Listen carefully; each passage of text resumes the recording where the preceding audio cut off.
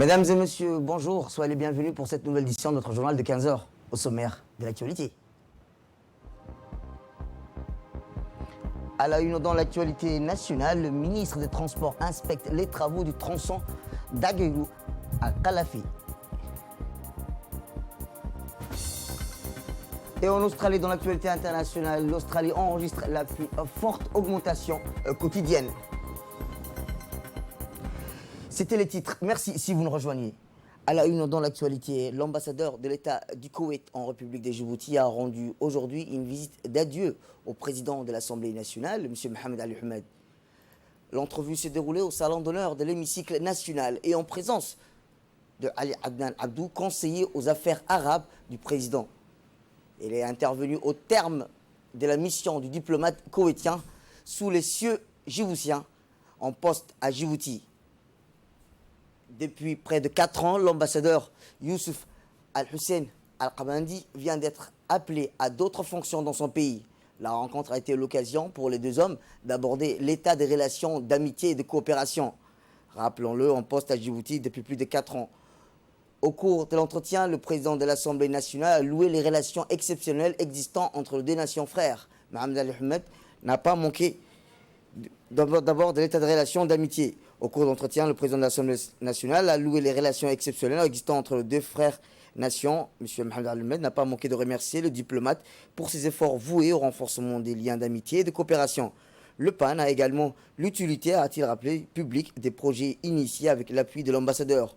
Pour sa part, l'ambassadeur Youssouf Al-Hussein Al-Qabandi a loué l'hospitalité légendaire du peuple djiboutien et de ses autorités. En particulier, il a soulevé la nécessité de jeter les bases solides d'une coopération permanente entre les assemblées djiboutiennes et koweïtiennes, présidées par un ami proche du speaker.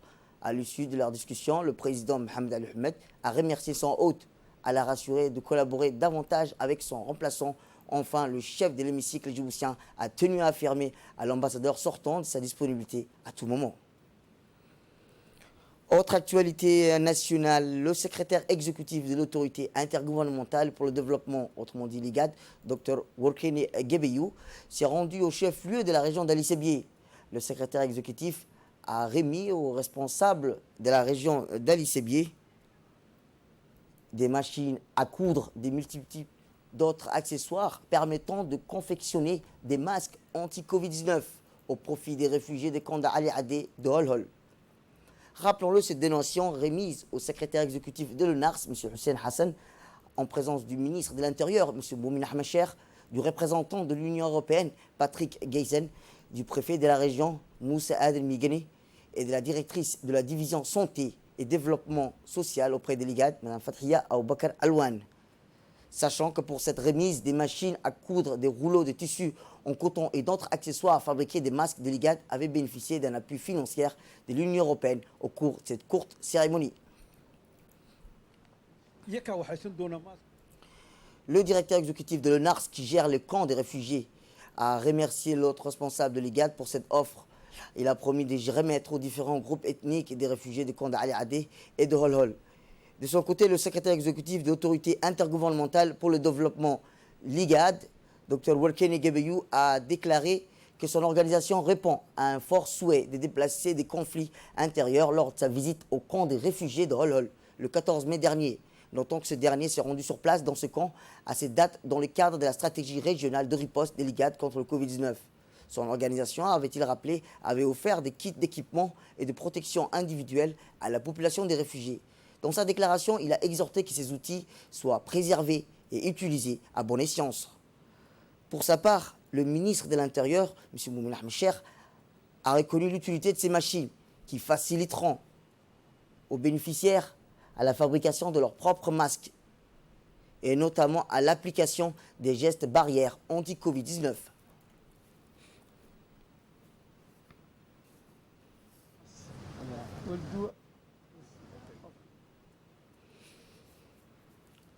Santé à présent, le ministre de la Santé, M. Mohamed Warsam Mediriye, a reçu aujourd'hui en visite d'adieu la représentante du programme alimentaire mondial, le PAM, Mme Moutinda Chimouka, qui est en fin de mission en République de Djibouti. L'audience s'est déroulée en présence du conseiller technique, M. Abdelkader Ahmed Garet, Lors de cette entrevue, le ministre de la Santé a salué le travail effectué par la représentante du PAM à Djibouti. Le ministre de la Santé, M. Mohamed Warsam Adiriya, a remercié la représentante du PAM pour toute aide que l'institution onisienne a apportée dans le domaine de la santé.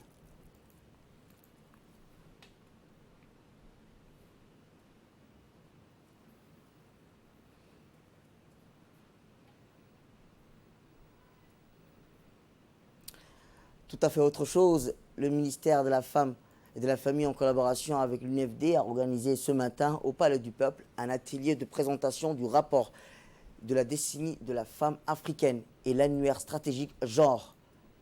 Depuis des décennies, la femme africaine lancée par l'Union africaine à Nairobi en octobre 2010, véritablement portait un acte de toutes les recommandations issues des conférences régionales et mondiales. Les droits de la femme djiboutienne connaissent un développement sans précédent avec une population constituée de près de 50% des femmes. Le parcours de la femme djiboutienne de 2010 à 2020 est marqué des empreintes de la femme djiboutienne aujourd'hui et l'image de son pays, connue sur le plan régional comme sur le plan international, co-présidée par la ministre de la Femme et de la Famille, Mme Boumina Ahmed Hassan, et la vice-présidente de l'UNFD, Mme Hassan Ahmed Blil. La cérémonie a vu la présence de la représentante du PNUD à Djibouti et la représentante du FUNIAP, ainsi que différents cadres du ministère. La vice-présidente de l'UNFD, Mme Hassan Ahmed Blil, a rappelé que la collaboration entre l'UNFD et le ministère de la Femme a vu sa situation évoluer dans tous les domaines. Nous devons nous réjouir de nombreux acquis de cette dernière décennie, à commencer par la création d'un ministère entièrement dédié à la gente féminine, mais aussi le renforcement de la place de la femme au sein de notre société. Par ailleurs, la grande lutte de l'UNFD pour une cause aussi juste que celle des femmes et des enfants sous le leadership de notre première dame, présidente de notre organisation. Grâce à la collaboration déterminée et immuable entre l'Union nationale des femmes djiboutiennes et le ministère de la Femme et de la Famille, la femme djiboutienne a vu sa situation évoluer dans tous les domaines définis par les objectifs de développement durable. Mesdames et messieurs, notre organisation, fervente défenseuse de la cause féminine, œuvre pour la promotion de la santé de la mère et de l'enfant, à la lutte contre la pauvreté, la promotion de l'autonomisation et l'éducation des filles et des femmes, la lutte contre l'insécurité alimentaire et j'en passe. Dans le cadre de sa mission de lutte contre les violences basées sur le genre, les avancées de notre organisation dans ce domaine sont palpables. Cette dernière décennie, telle que l'existence d'un centre d'écoute, d'information et d'orientation des victimes de toute forme de violence, la mise en vigueur d'une loi portant sur la prévention et la protection des filles et des femmes contre le VBG et la mise en place d'une ligne verte. Je tiens également à citer l'implication et l'engagement de notre première dame et présidente de l'UNFD, son Excellence Khadra Mahmoud Haïd, dans cette lutte de longue haleine, en parrainant en 2014 une conférence régionale de haut niveau sur l'abandon total du MGF à suite à l'adoption de la résolution 6746. De son côté, la ministre de la Femme et de la Famille, Mme Boumina Ahmed Hassan, a souligné que cet annuaire genre se propose d'être un outil de diffusion et de l'information de la communication. Statistique du genre se propose d'être un outil d'information et de sensibilisation qui permet de disposer des informations factuelles sur la situation et l'évolution de la femme djiboutienne dans le domaine politique, économique, social et culturel. La décennie de la femme africaine lancée par l'Union africaine à Nairobi le 15 octobre 2010 n'aura été véritablement portée que si elle se traduit par des actes tels que des politiques, des stratégies, des initiatives, des programmes.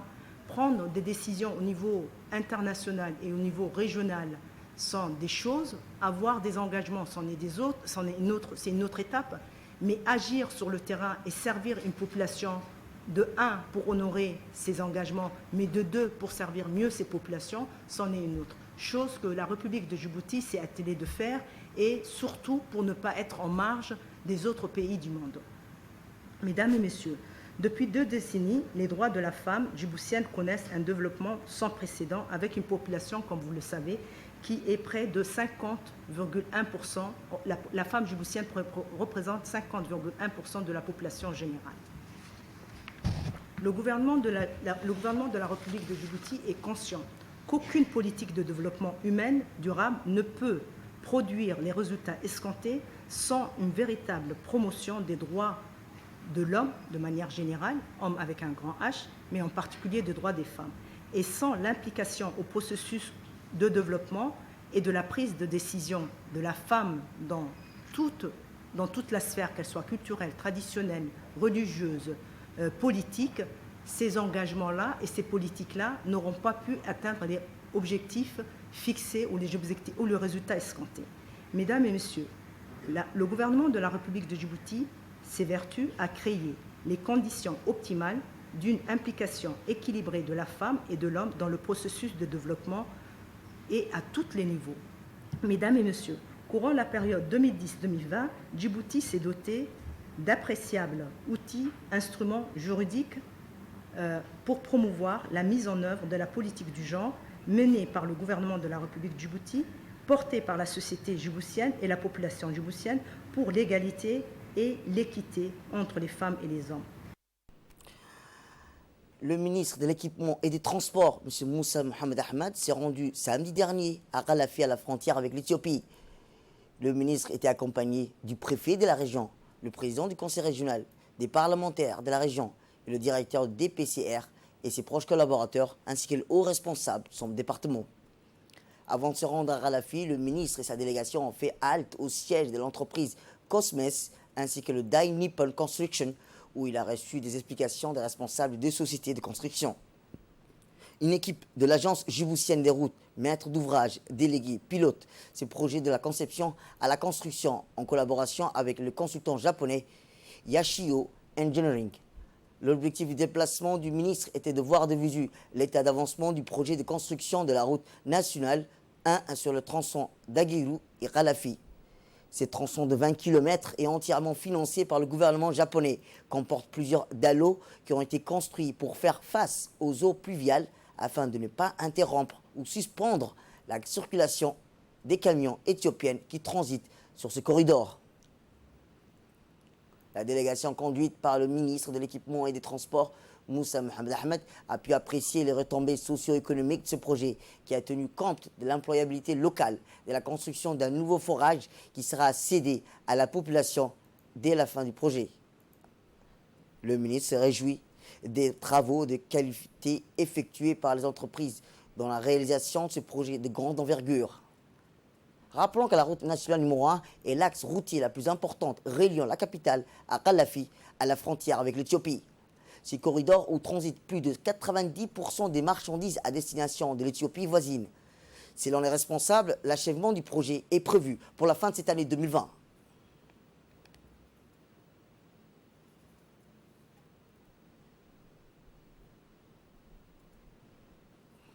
En notre qualité d'autorité locale, nous avons pu accueillir les ministres de l'équipement et du transport, ainsi que toute la famille de ce ministère de l'équipement et du transport, c'est-à-dire tout son staff, pour pouvoir superviser les travaux de reconstruction de la RN1, surtout la partie Kalafi d'Agiru. Comme vous le savez, cette partie a été financée par le Japon avec un consultant, une entreprise d'un Nippon. Il faut savoir également aussi que des grandes entreprises qui opèrent dans le siège de la République de Djibouti ont pu effectuer ces travaux, à savoir l'entreprise Cosmes et l'entreprise Hauke. Aujourd'hui, nous avons pu apprécier la qualité des travaux qui ont été réalisés, à savoir la qualité de la route, la qualité du matériel qui a été utilisé, en tenant compte bien sûr aussi de l'impact social. Les riverains, pour qu'ils puissent bénéficier de ce grand ouvrage à haute intensité de main-d'œuvre, déjà la population locale a pu bénéficier concernant tout ce qui est main-d'œuvre, gardiennage, sécurité. Donc vraiment, c'est une bouffée d'oxygène pour la population de la grande circonscription administrative de Yoboki. De son côté, le directeur de l'ADR et le jeune directeur général de Djibouti Port Corridor, Road DCPR, Abdi Ibrahim Farah, ont tour à tour pris la parole pour souligner l'importance de ce corridor pour l'économie de Djibouti et les projets à venir pour la réhabilitation et la construction des corridors. Nous les écoutons.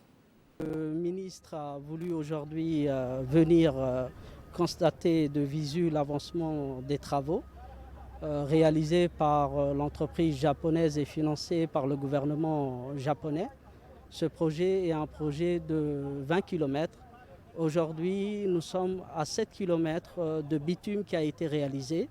Ce projet comporte 40 dallots.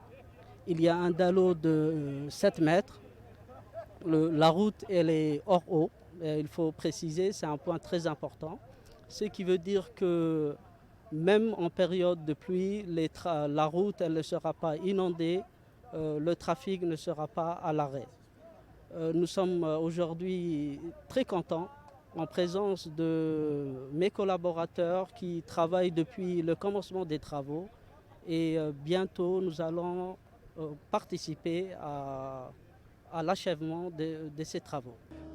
Aujourd'hui, on est venu ici à Galafi pour constater l'état d'avancement du projet de la reconstruction des 20 km financé entièrement par JICA. Le 7 km est déjà bitumé. Nous sommes satisfaits déjà. Le projet progresse très bien. Et nous espérons, tel que prévu par le projet, ce tronçon sera finalisé, la reconstruction de ce tronçon sera finalisée fin 2020. En ce qui concerne le projet prévu pour la RN1 intégralement, le 80 km restant va débuter sous P. Et DPCR aussi, de son côté, a financé depuis octobre 2019 la réhabilitation du tronçon PK 121 à PK 82, je parle des Dikil à Dodo Balala, et de PK 25 à PK 12. Nous prévoyons aussi de réhabiliter aussi tout le tronçon pour permettre aujourd'hui à toutes nos routes d'être en bon état. Parce que sachez que si les routes ne sont pas entretenues, c'est toute l'économie djiboutienne qui est affectée. Parce que la RN1 déjà, c'est le tronçon principal par lequel transitent tous les jours plus de 10 000 camions.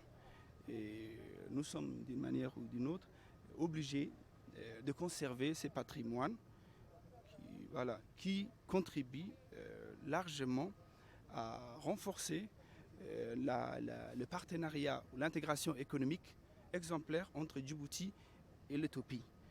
Et il ne faut pas oublier aussi que ces infrastructures, y compris le port ainsi que les routes aussi, dont la RN1, contribuent à faire de Djibouti, ce qui est l'aspiration de notre président aussi, à faire de Djibouti un hub commercial et logistique.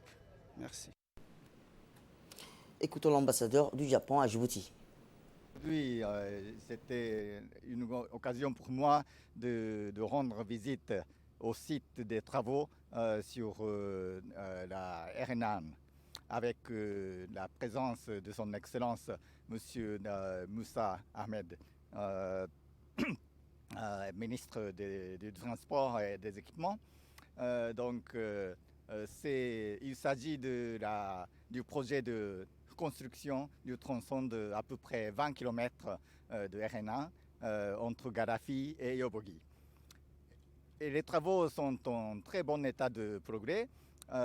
Déjà maintenant, environ presque 70% de travaux sont terminés. Et puis une partie, on a commencé les travaux de bitume. Et nous espérons que les travaux seront achevés vers la fin de l'année pour beaucoup faciliter le trafic qui relie sur le corridor stratégique entre Djibouti et l'Éthiopie. Et c'est un projet qui est financé entièrement par le gouvernement du Japon sur ce tronçon de 20 km à la hauteur de presque 40 millions de dollars américains.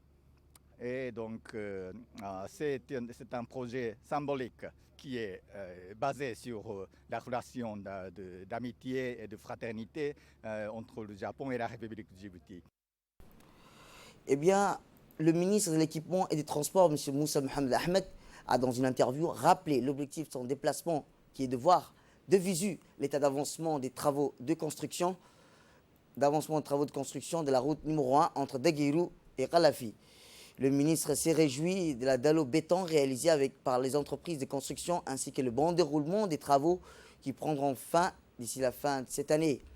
Ce corridor est important, a-t-il rappelé le ministre, pour l'économie de Djibouti, car plus de 1000 camions éthiopiens empruntent ce corridor afin d'acheminer les marchandises à l'Éthiopie voisine. Le ministre a également indiqué dans son intervention que le corridor nord, notamment Tadjoura-Balho, est opérationnel. Par la même occasion, le ministre de l'Équipement et des Transports, Moussa Mohamed Ahmed, accompagné toujours par les parlementaires de la région d'Ikil, a rencontré les sages et le Okal de la ville de Yobouki. Les discussions entre le ministre et les sages ont porté sur les retombées socio-économiques et ces corridors, notamment l'employabilité des jeunes de Yobouki. Également, le ministre a écouté les doléances formulées par les sages et les Okal. Vous le verrez dans nos prochaines éditions. Autre actualité, le ministre du Travail chargé de la réforme et de l'administration a tenu ce matin au ministère une réunion en présence d'une forte délégation française compensée de l'ambassadeur français à Djibouti et les officiers ainsi que les personnels de la force française stationnée à Djibouti et des responsables du ministère du Travail et de l'INAP.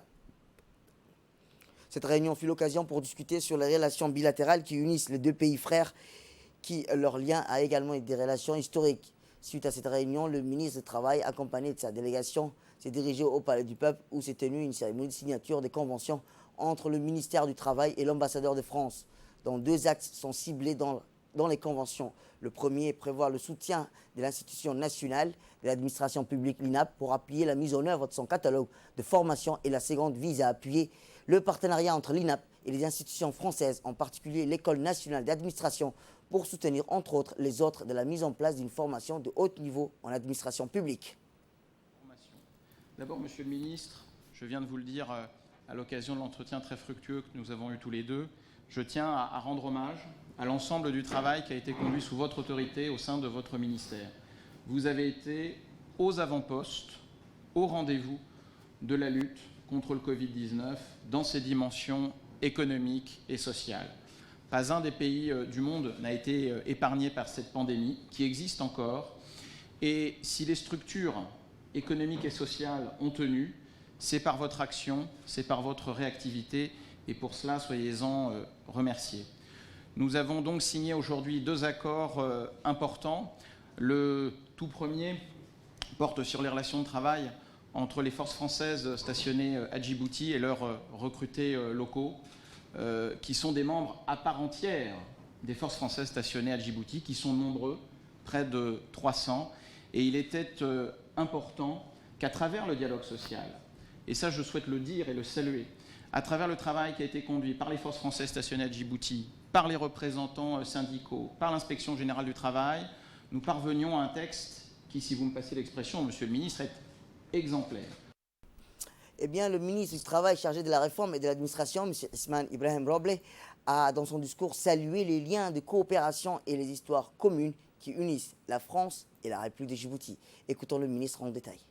L'accord de subvention, aussi modeste soit-il, pour l'UNAP est un premier socle de partenariat avec l'ambassade de France qui, nous le souhaitons, va se pérenniser, s'inscrire dans la durée, se renforcer, se consolider dans les prochaines années.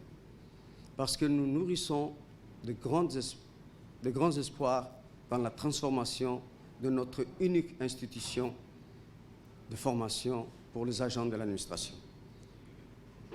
Très certainement, l'UNAP a besoin d'un accompagnement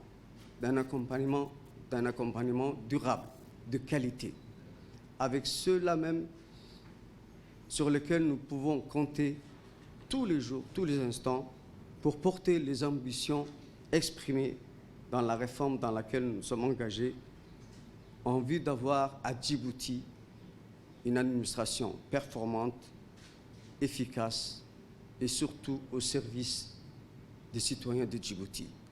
L'INAP est le principal instrument que l'État s'est doté pour renforcer la transformation de l'administration. Nous avons placé au cœur de nos préoccupations la formation et nous en sommes convaincus. Nous en discutons tous les jours pour faire de la formation le seul levier de promotion à Djibouti. Et dans l'actualité internationale, l'Australie enregistre sa plus forte augmentation quotidienne de cas d'infection et de décès. L'Australie a enregistré depuis aujourd'hui sa plus forte augmentation en un seul jour d'infection et de décès par le Covid-19, avec 549 cas supplémentaires et 10 décès signalés depuis hier. Tous les décès et presque tous les cas confirmés se sont produits dans l'État de Victoria Sud-Est, où le nombre de cas a augmenté au cours du mois écoulé malgré les réintroductions des restrictions et distanciation sociale. C'est tout pour cette édition. Merci à vous de nous avoir suivis. Restez avec nous pour la suite de nos programmes télévisés et prochain retrouvailles, c'est dans l'édition de 22h.